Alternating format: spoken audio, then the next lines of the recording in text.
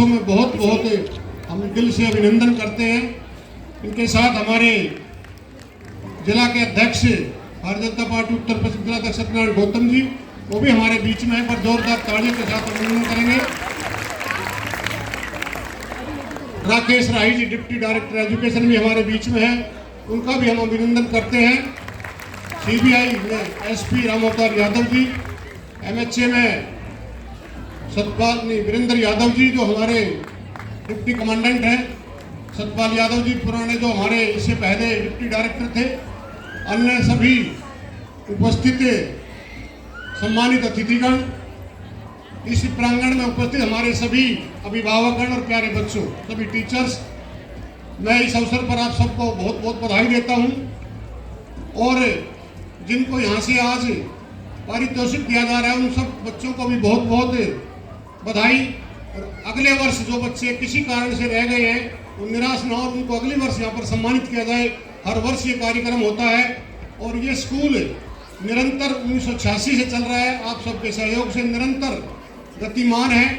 और हिंदुस्तान में जितनी भी सर्विसेज हैं, छोटी से लेकर बड़ी तक, सिविल सर्विस तक हमारे स्कूल के बच्चे भारत सरकार तक पहुंचे हैं, वहाँ पर सर्विस दे रहे हैं। उसके लिए मैं सभी टीचर्स को, मैनेजमेंट को बधाई देता हूँ। कोई फील्ड ऐसा नहीं है, चाहे डॉक्टर हो, और 3 साल वर्ष पहले तो हमारा डॉक्टर्स जो है, जो हमारा नीट एग्जाम में टॉपर है अपने स्कूल का बच्चा, चाहे वो सीए हो, चाहे हर बार 4-5 डॉक्टर से एमबीबीएस में एडमिशन हमारे यहाँ से होता है, आईआईटी सभी में हमारे बच्चे जा रहे हैं। तो हमारा ये प्रयास है सर्वांगीण विकास हो आपके बच्चों का और निरंतर ये गति मिलती रहे।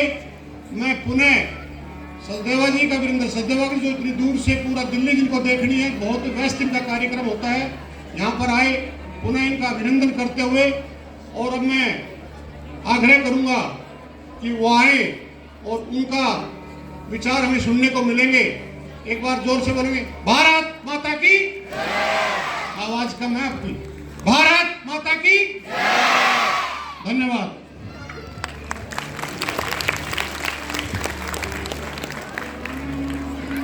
मंच पर उपस्थित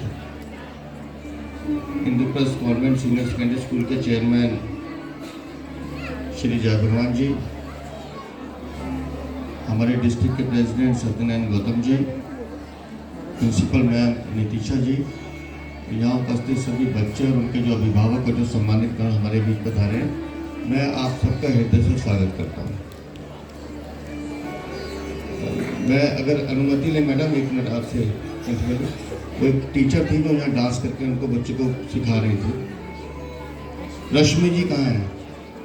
रश्मि मैम, अगर आप आवाज़ सुन रही हैं तो जरा एक बार ऊपर आ जाए। मानसी, 2 मैम थी शायद, जो छोटे बच्चों को डांस, चलिए जब आ जाएंगे ठीक है।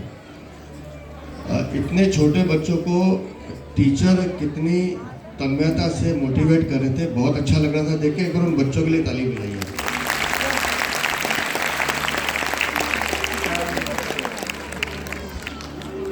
अभी मास्टर जी पूछ रहे थे कि पूरी दिल्ली में सुबह 7:30 बजे घर से निकला था और 3 प्रोग्राम करता हुआ आया हूँ अभी, लेकिन सारी थकान उतर गई उन बच्चों को देखकर।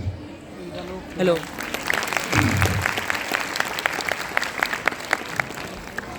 हम लोग स्कूल का एनुअल फंक्शन क्यों मनाते हैं?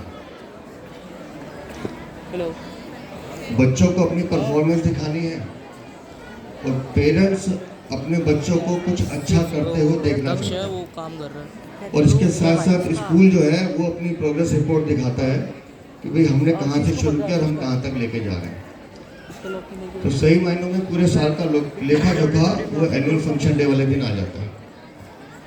और मैं बधाई देता हूँ प्रिंसिपल मैम को कि इतनी बड़ी संख्या में अगर 2800 बच्चे स्कूल में पढ़ रहे हैं तो आप समझिए कि आने वाले भारत का भविष्य इन बच्चों के माध्यम से कितना अच्छा होने वाला है। इसलिए स्कूल के पूरे मैनेजमेंट को मैं बधाई देता हूँ, बहुत बहुत शुभकामनाएं आपको। क्योंकि मैं खुद खेल से जुड़ा हुआ आदमी हूँ तो मैं कुछ बातें पेरेंट्स से करता हूँ। थोड़ा सा 2 मिनट लूंगा, आप जरा ध्यान से सुनिएगा।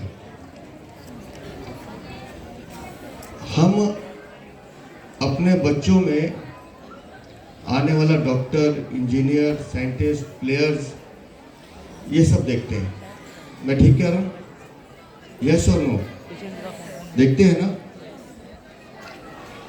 और हम उनसे वो उम्मीदें भी करते हैं जो लाइफ में हम नहीं कर पाए। कई बार लगता है कि मुझे वो फैसिलिटीज़ मिल गई होती तो शायद मैं भी कुछ अफसर बन जाता, मैं भी एक IAS ऑफिसर बन सकता था। लेकिन अपनी उन कमियों को पूरा करने के लिए हम कोशिश करते हैं कि वो चीज़ें हमारा बच्चा करे। करते हैं? यस और नो? करते हैं। लेकिन उस सोच को डेवलप करते करते कई बार ऐसा नहीं लगता कि हम बच्चों पर कुछ अतिरिक्त बोझ डाल देते हैं। हम अपनी उम्मीदों को उनसे पूरा करवाने के चक्कर में कुछ उन पर दबाव डाल देते हैं। तुमने इतने घंटे पढ़ना ही है, तुम्हें इतने ये चीज़ें करनी ही है। लाइफ में डिसिप्लिन ज़रूरी है, मैं इस बात को मानता हूँ। लेकिन अपनी आकांक्षाओं को पूरा करने के लिए हम बच्चों पे कितना प्रेशर डाल रहे हैं, ये हम पेरेंट्स को सीखना पड़ेगा। मैं इसलिए कह रहा हूँ कि मेरी भी 2 बेटी हैं और लाइफ में ऐसे इंसिडेंट आते हैं कि जब हम फैसला नहीं कर पाते कि हमें करना क्या है। एक एक्सपीरियंस बताता हूँ।